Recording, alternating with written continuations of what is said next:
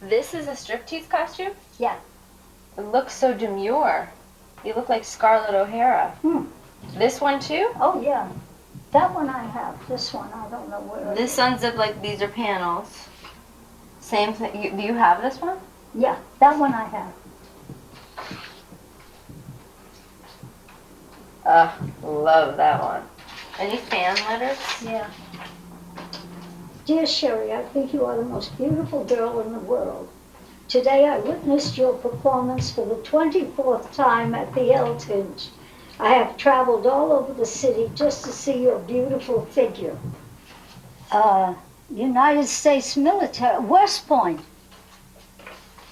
I had a West Point boyfriend, other than Doc Blanchard. You don't remember all your boyfriends? No, there were many, hundreds. Really? Oh, yeah. So you slept around a bit? A bit, but I sent out the invitations. I think. Oh, that's the Do you outfit. have any of your costumes still? Oh, Where? What are these? Pearl and... my little tiaras. These are amazing. You had them custom made for your acts? All of them. All of them you wore on your acts? Yes. I live in the past. Like, that's why I collect clothing. It's like attached to someone's life. I love that. It's attached to someone's story. This is a pasty. Now, it's really very frustrating because it hides the end of the breast. Yes, you would apply it with glue, With glue. or spirit gum. Did it hurt? Sure it did. You took them off very carefully. It hurt when you pulled it off. Yeah, it made you, it irritated you. The guys in the audience would have loved to have helped you pull them off. Oh, now let me tell you the first time that I think it was about 1951, and it was Chicago, the Rialto Theater in Chicago, and they told me I had to have pasties. So I said, well, where do I get them? And they said, go in and see so-and-so, a girl, another stripper. And I said, where would I get pasties? And, you know, what are they? And she looked at me and said, what size are the knockers, kid? This was to keep your waist sucked in. Oh my God. No way. You could make it. You know, I had an 18-inch waistline. Look at this. That's how long your hair was, right? No, it eventually went down to my ankles. No. Really? Look at, that's how long your hair is in that picture. Yeah, about like that.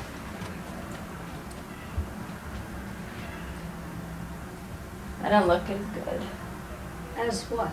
as you do in those pictures. Well, because it's on peculiarly. I had started as a stripteaser around the age of 14 on the Bowery here in New York, and I became an instant star. And I think because I brought something new to an old form, lovelier costumes, balletic dancing, and instead of a raunchiness, it was a subtle sensuality.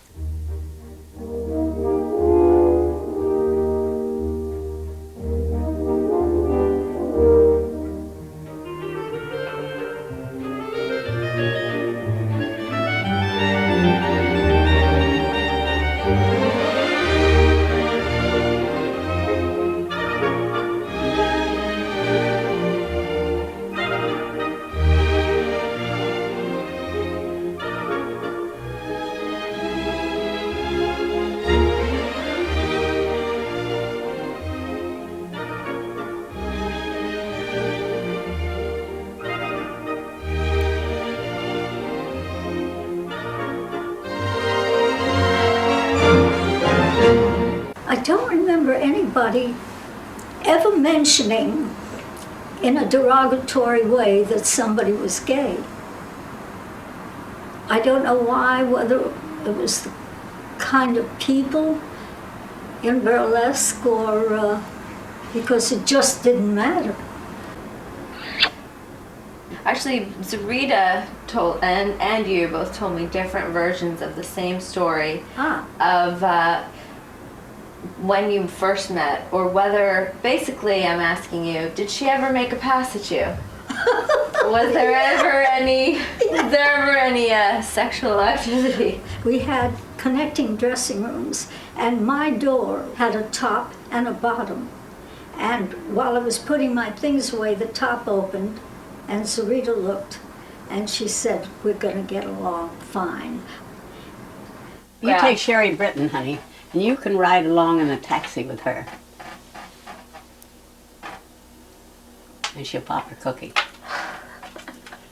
She is without a doubt the sexiest broad that I ever met in my life.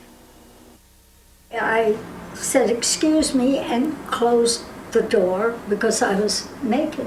And it sounds kind of naive or childish, but I was still kind of modest.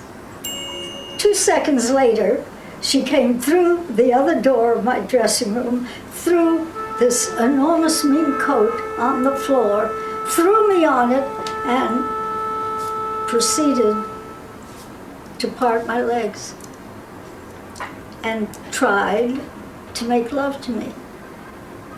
And I looked at her, I couldn't believe what was happening, and I said, "Excuse me." And I got up and opened the door and threw the coat out, and she came after it, and we managed to become friends, but always platonic. She never got her wish. Too bad. She had a lot of others, though.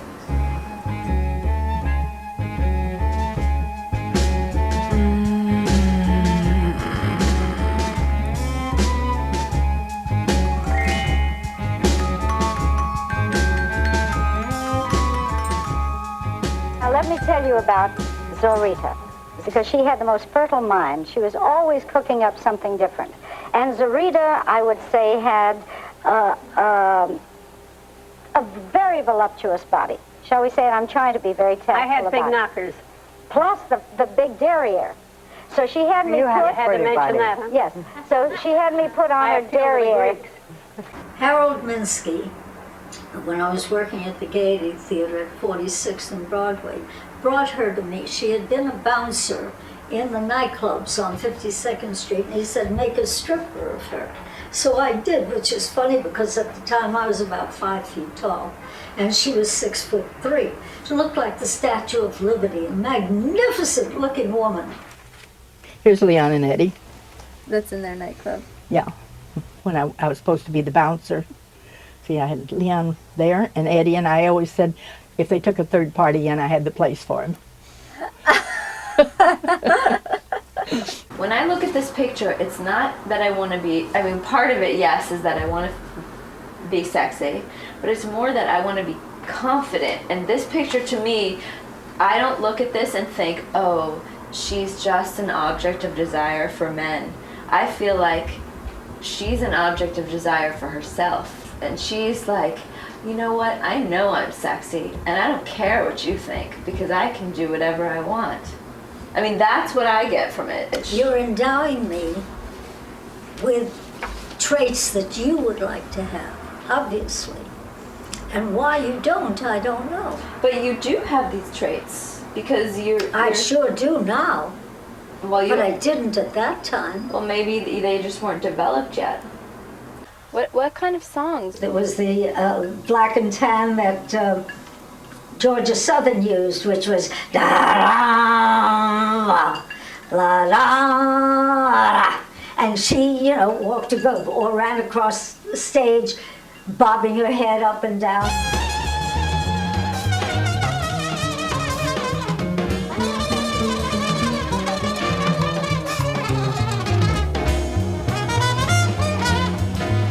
Anything with a strong beat to it was burlesque music. Mine wasn't usual. Mine was Warsaw Concerto, Tchaikovsky's Danse Arabe. Pagan love song and dagger dance, fan dance.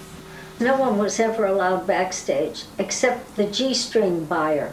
He would buy our G-strings for $5. That was a lot of money. After you had worn them? only after we had worn them, because he only bought mine once. And I found out ages later that that's because I had washed it. Wasn't interested unless it was worn. She called me backstage and she said, "Would you like to turn a trick?" And I said, "What does that mean?" And when she explained it to me, I said, "Oh my God, no." She said, "You mean you've given $1 million worth of it away?" She was outraged to think that I was doing it for nothing and not profiting as she was. Had you had any sexual experience before you started stripping? I had been raped by an uncle. My mother abandoned us in a restaurant. I lived with my Aunt Bobby for a while, my father's sister. And that didn't end up nicely, and I was homeless for a year. When your aunt first suggested to you to work in burlesque, what was your immediate reaction? Well, I had traveled with her as a little girl after my father and mother broke up, so that the only love and affection I'd ever gotten as a child was from the burlesque people. We were meant to evoke dreams of all kinds of sugar plums, fairies, all kinds of things that would be exciting. Sugar plums and fairies. No. You were the reason. You were the stimuli for American masturbation. Oh, absolutely. Mistress to $1 million men. You May were. I tell you something? Question. Wait, Now let me you're a talk man. about... You've been talking for an hour. I always had this very romantic vision of what burlesque was. Oh dear, I'm going to shatter it completely because I hated it. In Boston, the theater was a church originally, and it had boxes which came onto the stage, and the men in those boxes could almost touch you, and they certainly tried. And my first experience there, this man was touching himself and saying very filthy things to me, and I ran off stage outraged. And the stage manager, instead of supporting me as I expected, he said, "That's what you're here for, get back out there." Which tore the veil from my teenage eyes, you know, and I realized that this was the nature of the beast. America's seed was all over the theater after we were finished, but I guess this was our intent. In fact, when I objected... I didn't know about that. I worked very fast, and I never saw that. I never saw that because I was going too fast. I never saw it. If I'd have seen that, Sherry. That's what we were there for. We were the poor man's brothel. Did you strip for the first time at the People's Theater? I had a dissociative episode where you're kind of out of body. There were two of me. There was one of me on stage stripping, and the other one in the wings saying, "What are you doing, taking your clothes off for those morons?" I mentioned that to one of the girls. I said I had just had the most peculiar experience. And the next day when I came in, she said, "Hi, you wacky. You still seeing two of you?" This is a gown that they said they couldn't make for me because it's all one piece. That's so the one. The seams are here. The pasties go underneath that? Huh? Can I try this on? Yeah. Oh my god. This is the most beautiful costume I've ever seen in my entire life. Oh my god.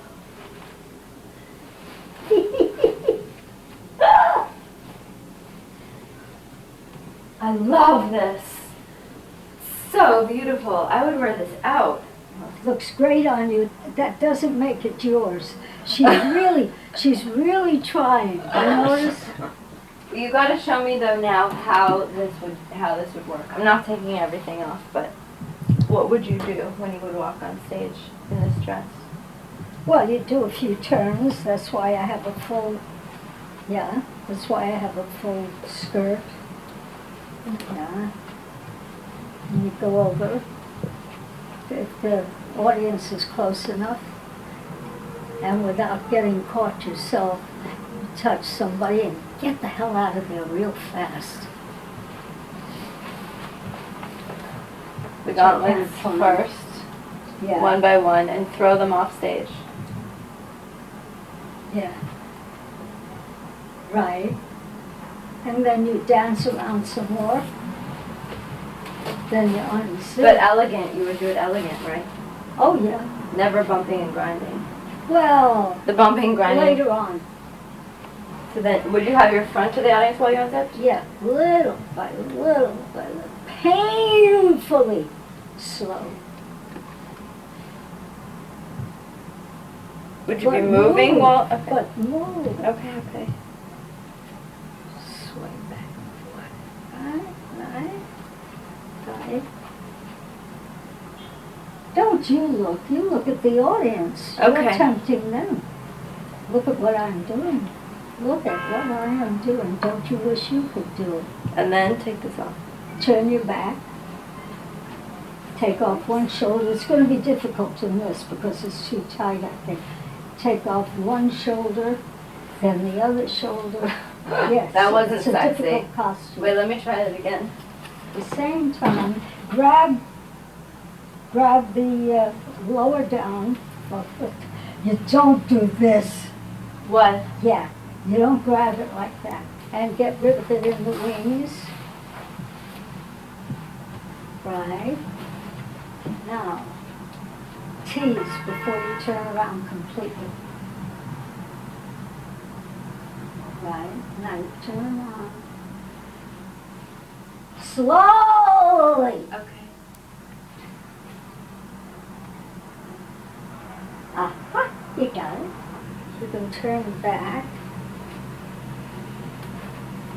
And we get back to the audience. Yeah. And then throw it off stage. Yep. Give it to me.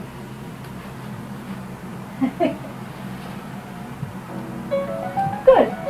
Okay. Not taking off anymore. For years, I tried to hide the fact that I had been a stripper because burlesque or stripping was looked down upon as a way of making a living. Wouldn't you like to see what you did as a burlesque stripper be elevated to the level where instead of people saying, oh, she was a burlesque stripper, say it in the same tones as she was one of the greatest movie stars. She was one of the greatest burlesque teasers of all time. No, Why?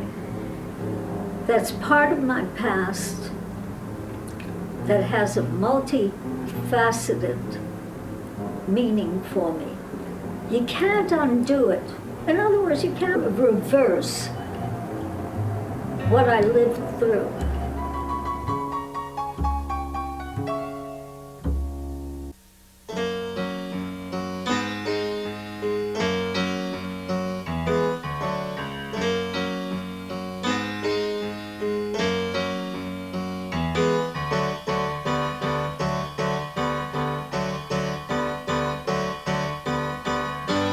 Oh, you pretty things. Don't you know you're driving your drivers insane? Oh, you pretty things. Don't you know you're driving your drivers insane? Let me make it plain. Gotta make way for the whole superior. Look out at your children. See their faces in golden rays. Don't kid yourself, they belong to you. They're the start of the coming race. The author's a bitch, we finished our news. Homo sapiens have outgrown their use. All the strangers came today, and it looks as though they're